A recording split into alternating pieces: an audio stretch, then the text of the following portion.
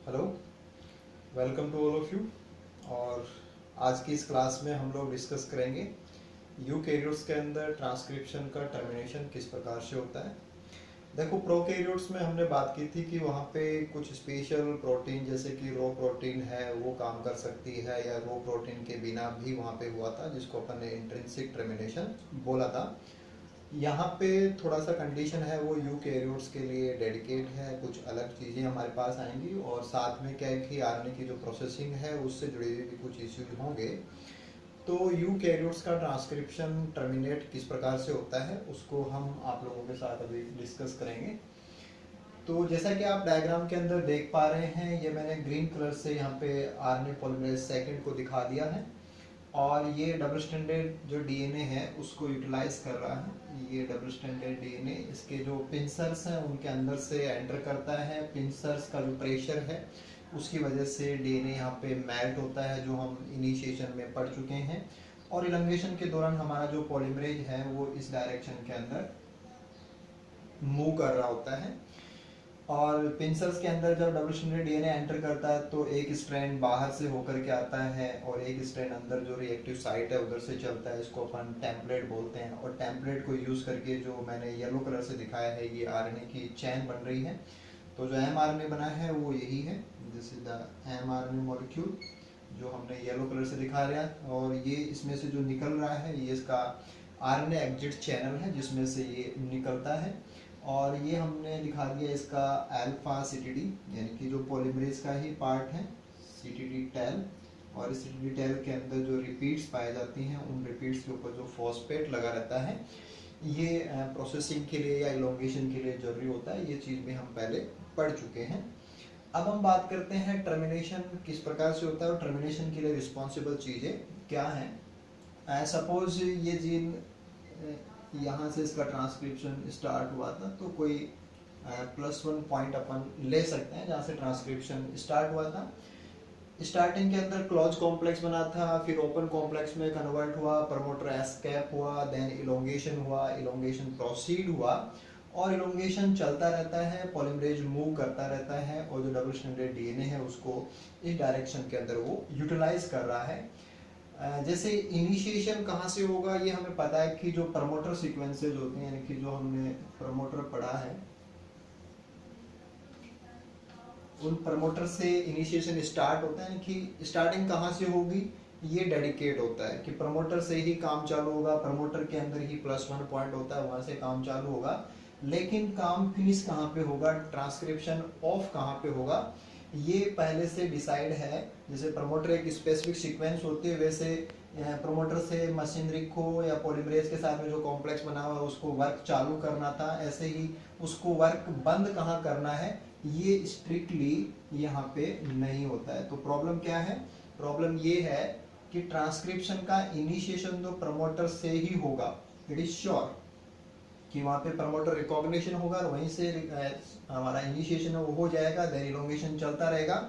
लेकिन टर्मिनेशन कहाँ पे होगा ये पॉलीमरेज को किसी सीक्वेंस को देख करके क्लियर नहीं होता है, यानी कि हमारा पॉलीमरेज किसी खास जगह पे इलोंगेट करता करता जाकर के रुक जाए, ऐसा सिग्नल डीएनए के अंदर होता जरूर है, लेकिन पॉलीमरेज उसको यूटिलाइज नहीं करता।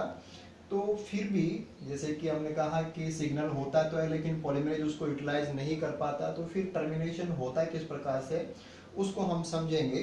तो यहाँ मैंने जो ये दिखा दिया है ये कुछ अलग कलर से मैंने दिखाया है, इस भाग के अंदर स्काई ब्लू कलर से मैंने इसको दिखाया है। ये एक खास सीक्वेंस है जो टर्मिनेशन का सिग्नल है।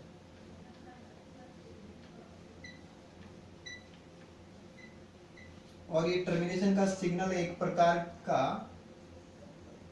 पोली एडेनाइलेशन सिग्नल होता है। एक्चुअल में पॉलीमरेज इस पे रुकता कभी नहीं है, पॉलीमरेज इलोंगेट करता हुआ आता है, ये इस सिग्नल को भी ट्रांसक्राइब कर देता है, और ट्रांसक्राइब करके इसके डाउनस्ट्रीम के अंदर बढ़ भी जाता है, यानी कि इस सिग्नल पे कभी नहीं रुकता है, और वो इसको ट्रांसक्राइब करके आगे निकल जाएगा। तो नीचे अगर हम आरएनए जो निकल चुका है, जो एग्जिट चैनल में से बाहर आ चुका है उसको देखें, तो सबसे पहले जो बना था वो इसका 5 प्राइम किनारा है, जिसके ऊपर हम पहले पढ़ चुके हैं या हमें पहले से पता है कि जो प्रोसेसिंग है उसके अकॉर्डिंग जो 7 मेथिल गुआनोसिन की जो कैपिंग है वो कैपिंग यहाँ पे हो चुकी होती है। यानी कि जैसे ही आरएनए निकल करके बाहर आता है तो लगभग 20 से 40 न्यूक्लियोटाइड का जब ये आरएनए स्ट्रैंड होता है तभी जो कैपिंग वाले एंजाइम्स हैं वो यहाँ पे कैप लगा देते हैं। उसके बाद में एक्सॉन्स, इंट्रॉन्स ये आने चालू हो जाते हैं। उनके ऊपर जो सेकंड वर्क है स्प्लाइसिंग का वो चालू हो जाता है। यानी कि हम देख सकते हैं कि जैसे आरएनए निकलेगा उस पे हाथों हाथ निकलते कैपिंग हो जाती है, और उसके जस्ट बाद में जो आरएनए निकल रहा है या आगे चलने से बाहर आ रहा है उसके ऊपर स्प्लाइसिंग है वो होती रहती है। यानी कि ट्रांसक्रिप्शन भी चलता रहेगा, कैपिंग भी हो जाएगी और स्प्लाइसिंग भी हो जाएगी, ये चीजें साथ साथ होती हैं। तो को ट्रांसक्रिप्शनल होता है, ट्रांसक्रिप्शन के साथ साथ में ये प्रोसेसिंग जारी रहती है। तो हमारा पॉलीमरेज इलोंगेशन में मूव करता करता यहाँ इस सीक्वेंस से भी आगे निकल गया। तो हम देख सकते हैं कि ये जो सीक्वेंस थी ये ट्रांसक्राइब होकर के इस हमारे आरएनए ट्रांसक्रिप्ट के अंदर आ गई है। तो यहाँ से यहाँ जो सीक्वेंस हमने अलग कलर से दिखाई है ये एक्चुअल में क्या है, जो पॉली ए सिग्नल है वो हमारे आरएनए ट्रांसक्रिप्ट के अंदर आ गया। पॉलीमरेज यहाँ रुका नहीं था, उसने इसको ट्रांसक्राइब कर दिया और ट्रांसक्राइब करने पे इसका जो कॉपी बन करके जो एमआरएनए प्रोडक्ट बना था उसके अंदर ये सीक्वेंस हमारे पास यहाँ पे आ गई। अब जैसे ही आरएनए के अंदर ये सीक्वेंस आ जाएगी, तो पहले ये यहाँ पे था पॉलीमरेज को अगर हम थोड़ा सा पीछे करके देखें तो ये पहले यहाँ पे था, ये बना और ये आगे निकला, ये सीक्वेंस बाहर निकली और अभी भी पॉलीमरेज हमारा मूव कर रहा है। पॉलीमरेज हमारा अभी भी रन करता जा रहा है उसके एग्जिट चैनल से। जैसे ही ये सिग्नल ट्रांसक्राइब होकर के बाहर निकला तो फिर यहाँ पे दो खास प्रोटीन होती है। One is cleavage stimulation factor, this is cleavage stimulation factor, और दूसरी है cleavage and poly एडेनाइलेशन spasticity factor. तो ये दो प्रोटीन यहीं प्रेजेंट होती हैं और ये प्रोटीन क्या करेंगी, आकर के इस सिग्नल को यूटिलाइज करते हैं। इस सिग्नल को पॉलीमरेज यूटिलाइज नहीं करता, सिग्नल को ये प्रोटीन भी यूटिलाइज नहीं करती है। यानी कि अगर हम देखें तो इस सिग्नल को ये वाली प्रोटीन यहाँ यूटिलाइज नहीं करती है, ना ही इस सिग्नल को हमारा जो पॉलीमरेज है वो यूटिलाइज करता है। यानी कि डीएनए के अंदर जब ये सीक्वेंस है तो ना तो पॉलीमरेज इसको यूज कर सकता है ना ये प्रोटीन यूज कर सकते हैं, लेकिन जैसे ही ये ट्रांसक्राइब होकर के यहाँ आ जाए तब इसको ये वाली प्रोटीन यूज कर लेती है। अब इसको ये यूटिलाइज करेंगी। तो यूटिलाइज किस प्रकार से करते हैं उसको हम यहाँ पे देख लेते हैं कि ये हमारा आरएनए बन रहा था, ये इसका कैप हमने ले लिया और ये लास्ट किनारा, और लास्ट किनारे के अंदर ये सीक्वेंस आ गई थी, पॉली ए सिग्नल था वो ट्रांसक्राइब होकर के आ गया, और उसके बाद में अभी भी जो आरएनए है वो इसके अंदर बन रहा है। तो और पॉलीमरेज अभी भी यहाँ पे मूव कर रहा है। और लास्ट में जो किनारा है दैट इज 3 प्राइम और दिस इज 5 प्राइम। तो जैसे ही ये सिग्नल ट्रांसक्राइब होकर के बाहर आया तो हमारा CSTF ये वाली प्रोटीन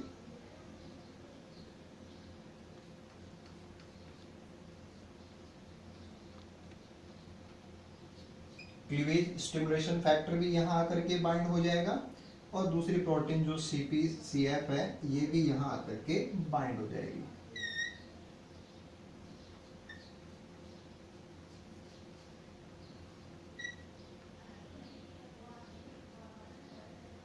तो दोनों प्रोटीन इस सिग्नल को यूटिलाइज करती हैं और यहाँ आकर के बाइंड कर लेंगी। क्योंकि इसका नाम है क्लीवेज स्टिमुलेशन फैक्टर, तो ये यहाँ पे क्लीवेज को स्टिमुलेट करेगी और इसकी वजह से, इस प्रोटीन की वजह से ये जो 3 प्राइम इधर का भाग है यहाँ पे कट कोज हो जाएगा। This is cleavage. यहाँ पे क्लीवेज कोज हो गया। तो अब हम देख सकते हैं कि यहाँ से इसका कनेक्शन अब कट चुका है। हालांकि हमारा पॉलीमरेज है वो अभी भी आगे बढ़ रहा है, ये आगे का सीक्वेंस अभी भी बन रहा है, ये अभी भी बनता जा रहा है, क्योंकि पॉलीमरेज है वो अभी भी इसके ऊपर लगा हुआ है। और ये अब यहाँ से कट गया था, उसके बावजूद भी पॉलीमरेज इसके ऊपर फर्दर मूव करता जा रहा है, क्योंकि पॉलीमरेज को रुकना कहाँ है, ये सिग्नल इसके अंदर होता है लेकिन उसको पता नहीं चलता, इसको सेंस नहीं कर सकता। तो ये बात यहाँ तक हो गई थी कि जैसे ही ये सिग्नल ट्रांसक्राइब होकर के बाहर आया, बाहर आने के बाद में प्रोटीन्स ने इनको यूज किया और पहला काम इसने किया, नंबर 1, क्लीवेज स्टिमुलेशन फैक्टर ने यहाँ 3 प्राइम एंड के ऊपर क्लीवेज खोज कर दिया। और उसके बाद में जैसे ही क्लीवेज हो जाएगा, ये प्रोटीन यहाँ से हट जाती है। इसका काम क्या था, केवल यहाँ पे कट को खोज करवाना। तो जैसे ही कट खोज हुआ, ये प्रोटीन यहाँ से हट जाती है और अब यहाँ पे केवल दूसरी प्रोटीन बची हुई है। कौन सी बची हुई है, cleavage and poly एडेनाइलेशन spasticity factor. ये प्रोटीन क्या करेंगी कि एक खास प्रकार का एंजाइम है, दैट इज पॉलीमरेज। क्योंकि हमें पता है कि जब mRNA बनेगा तो उसके लास्ट 3 प्राइम एंड के ऊपर टैलिंग की जाती है। जैसे स्प्लाइसिंग कैपिंग होती है, वैसे ही लास्ट में क्या होना होता है, पोली एक टैल है, लगभग 200 जो एडेनिन्स हैं वो एक टैल के रूप में जोड़े जाते हैं।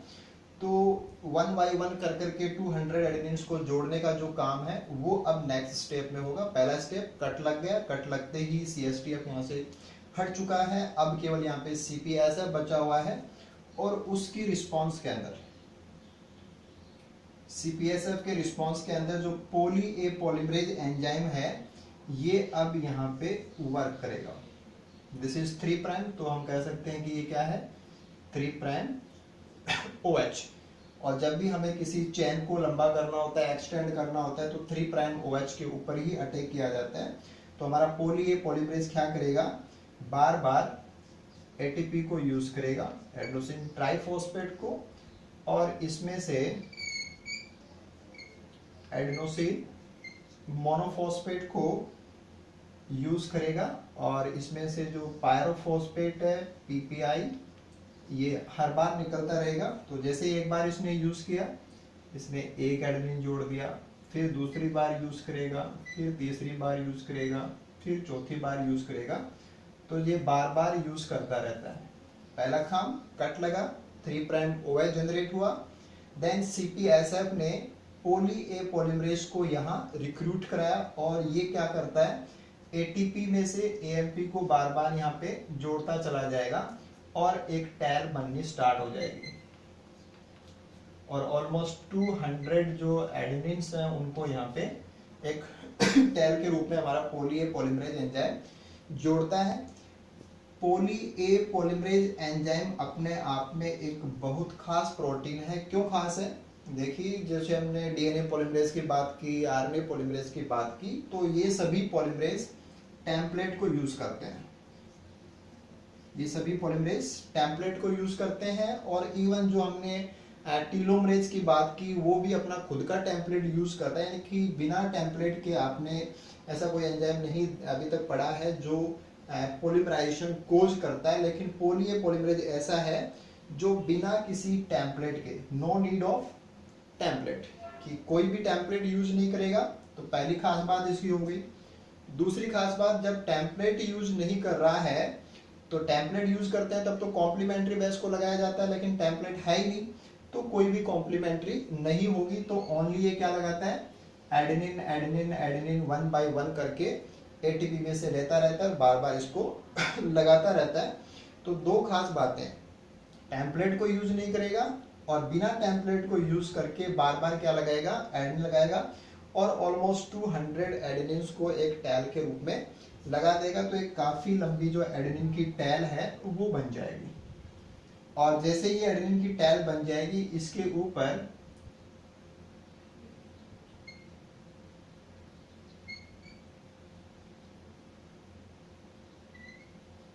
पॉली ए को यूज करने वाले जो प्रोटीन्स हैं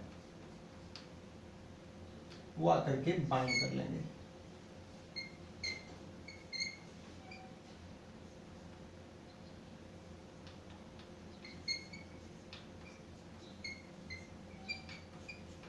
यानी कि जो टैल बनेगी उस टैल को प्रोटेक्ट करने के लिए पॉली ए बाइंडिंग प्रोटीन आकर के यहाँ पे जुड़ जाएंगे। तो पहले यहाँ पे कट लगा था, कट के बाद में 3' OH जनरेट हुआ, फिर CPSF ने पैप को रिक्रूट कराया, पैप ने बिना किसी टेम्पलेट के एक लंबी सारी पॉली ए टैलिंग कर दी, और टैलिंग जैसे ही हो गई तो टैल को प्रोटेक्ट करने के लिए वहाँ पे PABP प्रोटीन से वो आकर के अटैच हो गई। तो ये तो हमारा बन गया ट्रांसक्रिप्ट।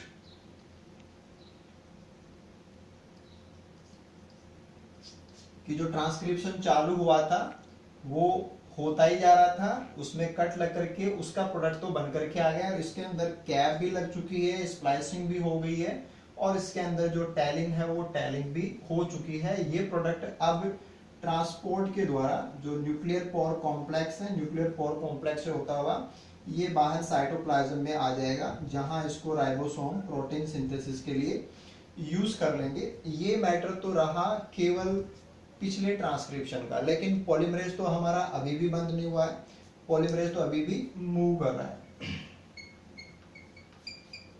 तो पॉलीमरेज कब बंद होगा?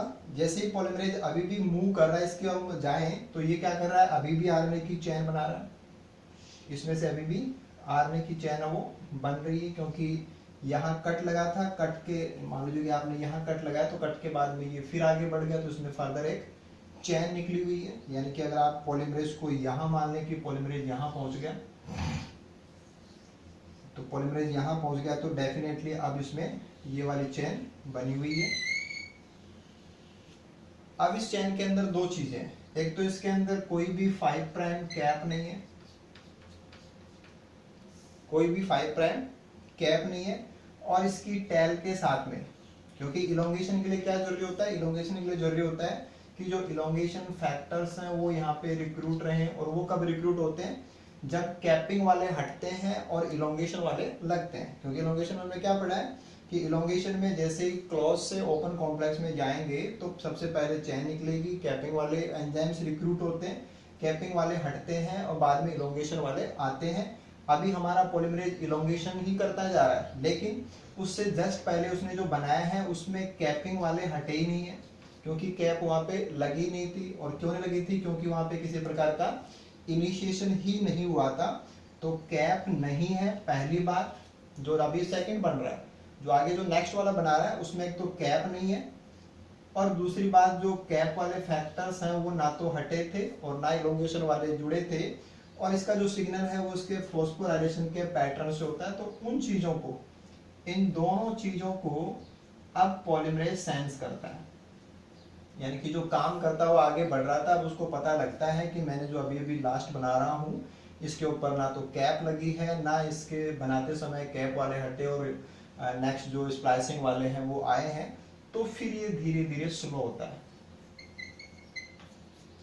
और कई 100 बेस पेयर बाद में जाकर के ये इसमें से ऑफ होता है या इसमें से ये हटता है। यानी कि इसको हट तो यही जाना चाहिए था, लेकिन ये इसको सेंस नहीं कर पाता है, इसको सेंस करते हैं हमारे ये वाले प्रोटीन।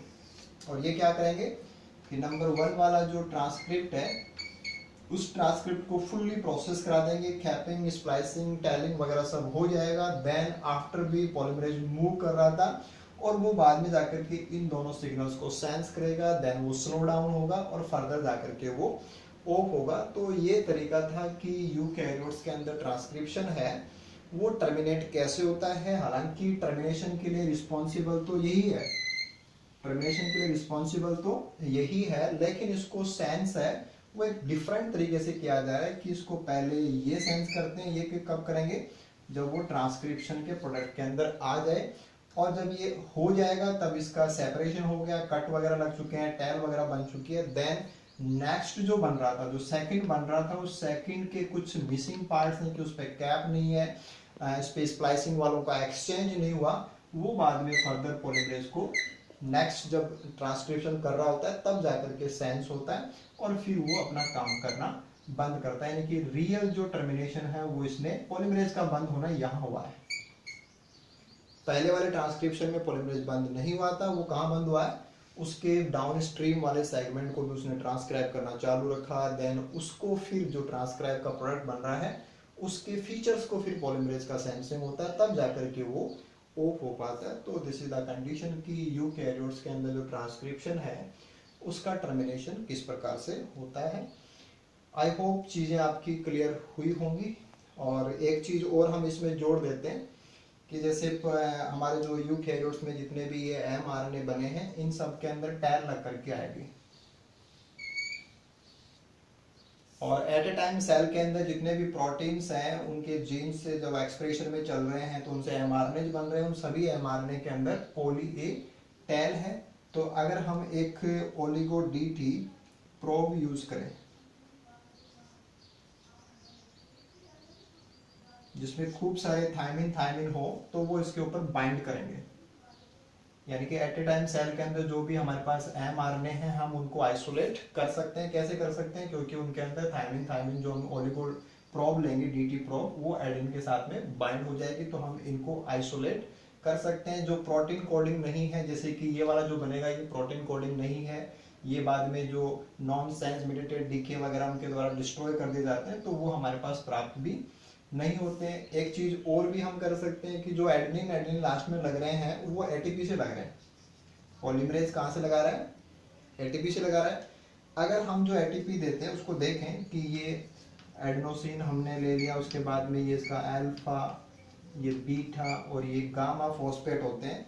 तो जब बॉन्डिंग होती है तो बीटा और गामा ये पीपीआई के रूप में निकल जाते हैं, लेकिन जो अल्फा है वो एएमपी के रूप में लगता है। एडेनोसिन मोनोफॉस्फेट के अंदर जो सिंगल फॉस्फेट है वो कौन सा है? अल्फा वाला फॉस्फेट होता है।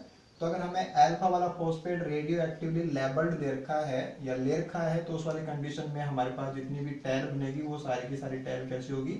रेडियो एक्टिवली लेबल्ड होगी। तो हम टैल को रेडियो एक्टिवली लेबल्ड भी कर सकते हैं। जितने भी एमआरएनएज हैं जिनके अंदर टैल प्रेजेंट है, यानी कि जो प्रोटीन कोडिंग जीन्स के ट्रांसक्रिप्ट प्रोडक्ट्स हैं उनको भी हम ओलिगो डी प्रोब से आइसोलेट कर सकते हैं। तो ये कुछ बातें थी जो आपको यूकैरियोट्स की ट्रांसक्रिप्शन टर्मिनेशन के रिगार्डिंग क्लियर करनी चाहिए थी। और जो हमारा CSIR का पेपर होता है उसके अंदर काफ़ी सारे क्वेश्चंस हैं वो इस अप्रोच के ऊपर बेस होते हैं। तो आई होप चीज़ें आपकी क्लियर हुई होंगी। Thank you then, thank you so much.